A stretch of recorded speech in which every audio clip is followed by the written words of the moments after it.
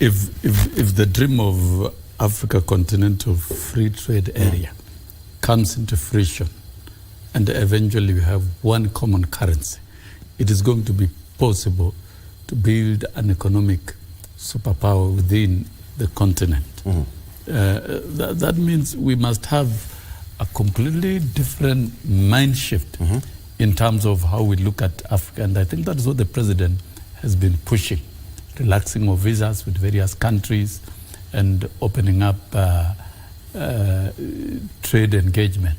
In that way, we'll be able to do what Europe is doing with their euro currency. Yes. And they can assert their political interests also through that particular forum. And I think Africa urgently needs more than ever before. The manufacturing, promoting manufacturing and value addition within the continent of Africa is an urgent thing that we can build our own resources and build our economy. But currently as it is, it's not a switch on and switch off affair that can happen today.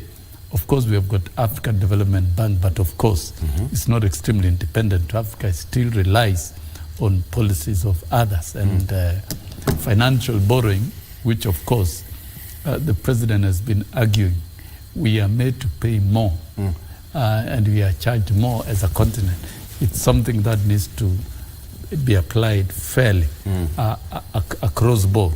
So for now, there's little that we can do other than to negotiate for good conditions within the global financial system, that is one, and then two, work towards a more robust, vibrant, and united African economy.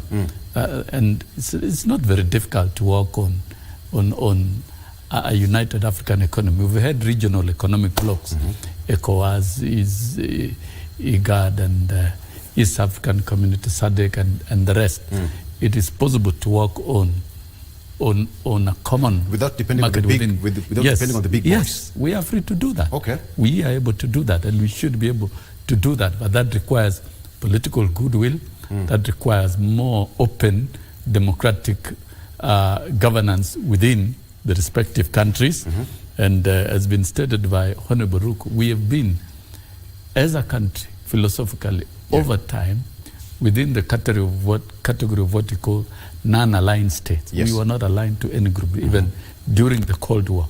And even as has been stated, the president has met Zelensky, and there's a lot about Kenya and Ukraine in terms of agriculture and grains and food security, and even dealing with Russia directly, notwithstanding their own conflicts. Yes. Let them live with their conflict. We are not part of it, but we can still do international trade. I think the most urgent thing, even as African leaders attend UNGA, is to think broadly and pragmatically on how to unite Africa. Let us not wait for people from other continents to come and organize Africa. It is us to organize our continent for the best interest of our very own people.